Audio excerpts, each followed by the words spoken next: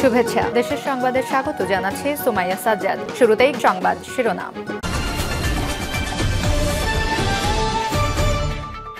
ক্রীড়াঙ্গনে অরাজনৈতিক ঐক্য দরকার বলছেন মির্জা ফখরুল ইসলাম আলমগীর। এরপর জানিয়ে দেব আগামীর বাংলাদেশে সত্যকে সত্য মিথ্যাকে মিথ্যা বলতে হবে বলছেন সার্জিস আলম। আরো জানিয়ে দেব জুলাই বিপ্লবের ঘোষণাপত্রে আলেমদের অবদান উল্লেখ থাকতে হবে বলছেন আতাউল রহমান। এদিকে -2 ফর্মুলার আশা কখনো পূরণ হবে না বলছেন আমির খসরু মাহমুদ চৌধুরী। এবং সর্বশেষ জানিয়ে দেব দেশের কোনো মানুষ যেন মনে না করেন তিনি বঞ্চিত বলছেন আদিলুর রহমান। শিরোনাম শুনলেন, এখন বিস্তারিত। তবে তার আগে ভিডিওটিতে একটি লাইক, কমেন্ট, শেয়ার করে সবাইকে দেখার সুযোগ করে দিতে বিশেষ অনুরোধ রইল।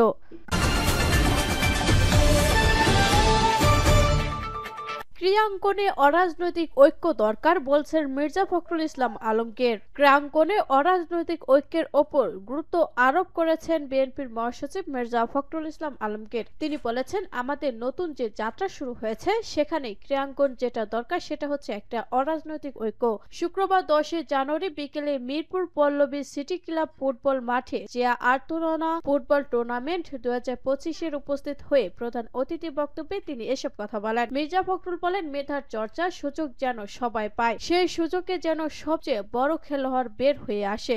আমাদের তরুণ যুবকরা ইদানিং ক্রিকেটের খুব ভক্ত হয়েছে, কিন্তু একটা সময় ছিল যখন ফুটবল ছিল এখানকার জনগণের সবচেয়ে প্রিয় খেলা। তিনি বলেন, আমি যেটুকু বুঝতে পারি ভারপ্রাপ্ত চেয়ারম্যান তারেক রহমানের মূল উদ্দেশ্য হচ্ছে তরুণ যুবকদের রাজনীতির সঙ্গে ক্রীড়াঙ্গনে খেলাধুলার পরিচয় করা। সত্যিকার অর্থে তিনি যেন বাংলাদেশ নির্মাণের স্বপ্ন দেখেন। যে কথা তিনি বারবার বলেন, সত্যিকার অর্থে একটা অগ্রসর সমৃদ্ধ একটা বাংলাদেশ নির্মাণ করতে চান, সেখানে তরুণদের ভূমিকাকে সবচেয়ে বড় মনে করেন। টুর্নামেন্টের উদ্বোধন করেন বিএনপির মহানগর উত্তরের আহ্বায়ক আমিনুল হক। আগামীর বাংলাদেশে সত্যকে সত্য, মিথ্যাকে মিথ্যা বলতে হবে বলছেন সার্জিস আলম। বৈষম্য বিরোধী ছাত্র আন্দোলনের অন্যতম সমন্বয়ক ও জাতীয় নাগরিক কমিটির মুখ্য সংগঠক সার্জিস আলম জনগণের উদ্দেশ্যে বলেছেন, আগামীর বাংলাদেশে আপনারা সত্যকে সত্য বলবেন ও মিথ্যাকে মিথ্যা বলবেন, ভালোকে ভালো ও খারাপকে খারাপ বলবেন। আর যদি খারাপকে খারাপ না বলেন তাহলে কয়েক বছর পরে সেই খারাপ লোকই আপনার গলা চেপে ধরবে। তিনি আরো বলেন, তরুণ প্রজন্মের সবাই ঐক্যবদ্ধ হলে কোনো অপশক্তি তাদের আটকে রাখতে পারবে না। শুক্রবার 10 জানুয়ারি ভোলা শহরের বিভিন্ন সড়কে জুলাই অভ্যুত্থানের শহীদদের রাষ্ট্র স্বীকৃতি সহ 7 দফা দাবিতে বৈষম্য বিরোধী ছাত্র আন্দোলনের ও জাতীয় নাগরিক কমিটির জনসংযোগ ও লিফলেট বিতরণ শেষে এক পথসভায় এসব কথা বলেন সার্জিস আলম। দুপুরের দিকে ভোলা বালক উচ্চ বিদ্যালয় মাঠ সংলগ্ন ইলিশা বাস স্ট্যান্ড এলাকায় এই পথসভার আয়োজন করা হয়। সার্জিস আলম বলেন, সাধারণ মানুষ সবাই ঘোষণাপত্রে প্রথমেই শেখ হাসিনার ফাঁসি দেখতে চায়। তিনি দেশে গোপালগঞ্জে যে সিন্ডিকেট বসিয়েছেন তার শেষ করে সমতার একটি সিস্টেম চায় মানুষ। তিনি আরো বলেন, অভ্যুত্থানে আমরা রক্ত দিয়েছি, জীবন দিয়েছি। যে শব্দগুলো আমরা ধারণ করি বাংলাদেশকে নিয়ে, যে শব্দগুলো আমরা দেখি, সেই শব্দগুলো একটি ঘোষণাপত্রে লিখিত আকারে থাকা প্রয়োজন। সকাল 10:30টার দিকে সার্জিস আলম ভোলার আন্দোলনের শহীদ জসিমউদ্দিনের বাড়িতে গিয়ে স্বজনদের খোঁজখবর নেন এবং তার কবর জিয়ারত করেন। পরে জুলাই অভ্যুত্থানের শহীদদের রাষ্ট্র স্বীকৃতি সহ 7 দফা দাবিতে বৈষম্য বিরোধী ছাত্র আন্দোলন ও জাতীয় নাগরিক কমিটির জনসংযোগ ও লিফলেট বিতরণ শুরু করেন। বাংলা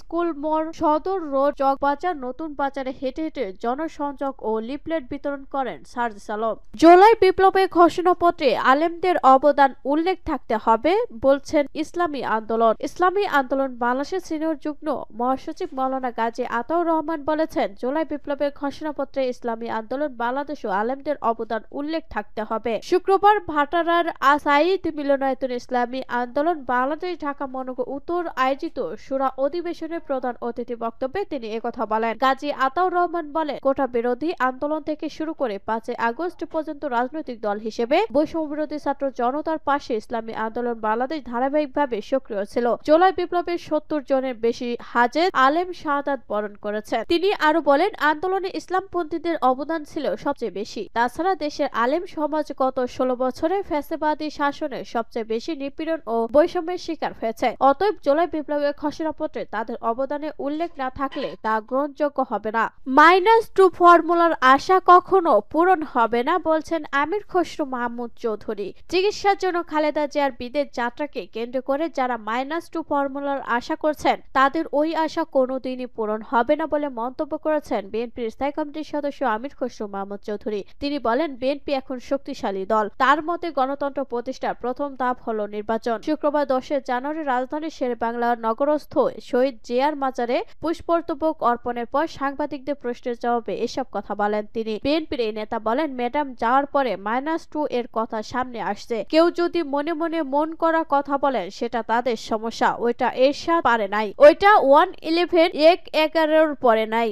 আর এখন তো বিএনপি তার চেয়ে অনেক বেশি শক্তিশালী দল। বিএনপি ত্যাগ করে আজকে একটি সবচেয়ে শক্তিশালী দল পরিণত হয়েছে। সুতরাং ওই সমস্ত মন করা কথার উত্তর দেওয়ারও আমি প্রয়োজন বোধ করি না। যুক্তরাষ্ট্র থেকে দেশে ফেরা বিএনপি নেতাকর্মীদের কথা উল্লেখ করে আমির খসরু মাহমুদ চৌধুরী বলেন, তাদের স্বাগত জানানোর মূল কারণ হচ্ছে এই লোকগুলো বিগত 16 বছর যুক্তরাষ্ট্র থেকে ফ্যাসিস্ট বিরোধী স্বৈরাচার বিরোধী আন্দোলনের সোচ্চার ছিল। তারা হোয়াইট হাউজের সামনে, তারা ক্যাপিটল হিলে, ওয়ার্ল্ড ব্যাংকের সামনে স্বৈরাচার শেখ হাসিনার বিরুদ্ধে লড়েছেন। তার সম্মুখীন হয়েছেন, সামনে গিয়ে প্রতিবাদ করেছেন, তার সামনে দাঁড়িয়ে স্লোগান দিয়েছেন। দেশে এদের সবার আত্মীয় স্বজন সহ সবার নামে মামলা আছে, এদের পরিবারের বিরুদ্ধে মামলা আছে। এদের অনেকে ব্যবসা হারিয়েছে, অনেকে চাকরি হারিয়েছে, এদের পরিবারের অনেক জীবনও দিয়েছে। তিনি বলেন, আন্দোলন একদিনে হয়নি। এই আন্দোলনের পেছনে গত 15-16 বছরে কত লোক যে ত্যাগ স্বীকার করেছে সেটা অনেকে ভুলে যায়। এই লোকগুলো কিন্তু আন্দোলনের বড় একটা অংশ। এদেরকে বাদ দিয়ে কোনো আন্দোলন হয়নি। এরা যুক্তরাষ্ট্রের সরকারের ওপর চাপ সৃষ্টি করেছে। যুক্তরাষ্ট্র সরকারের আইন প্রণেতাদের ওপর, কংগ্রেসম্যান, সেনেটর এদের ওপর চাপ সৃষ্টি করেছে, বিভিন্ন সংস্থার ওপর চাপ সৃষ্টি করেছে। এর প্রতিফলিত প্রতিশ্রুতিতে বাংলাদেশে এদের পরিবার অনেক ক্ষতির সম্মুখীন হয়েছে, কিন্তু এরা সেখানে থেমে থাকেনি। গণতন্ত্র প্রতিষ্ঠার বিষয়ে জানতে চাইলে তিনি বলেন, নির্বাচনের মাধ্যমে গণতন্ত্র প্রতিষ্ঠা হতেই হবে। এটা প্রথম ধাপ। নির্বাচন হলো প্রথম সংস্কার।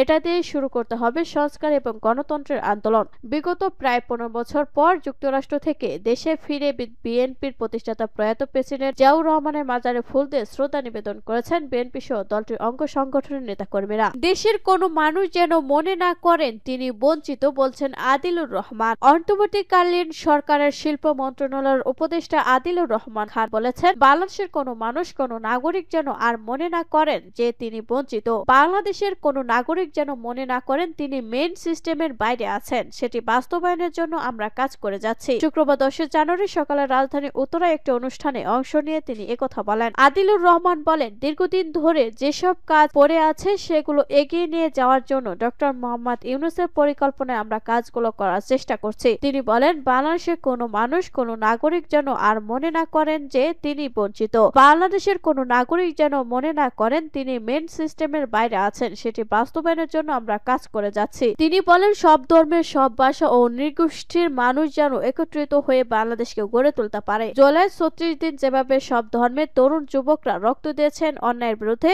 যে বাংলাদেশে তারা স্বপ্ন দেখেছিলেন সেটা কিছু দূর বাস্তবায়নের দায়িত্ব যেহেতু আমরা পেয়েছি, আমরা তা পালনের চেষ্টা করছি। সবার সহযোগিতা কামনা করে আদিলুর রহমান বলেন, আপনারা আমাদের পাশে থাকবেন। যথাসাধ্য চেষ্টা করে যে সংস্কারের পরিকল্পনা আছে সেটুকু এগিয়ে নিয়ে আমরা আপনাদের থেকে বিদায় নেব।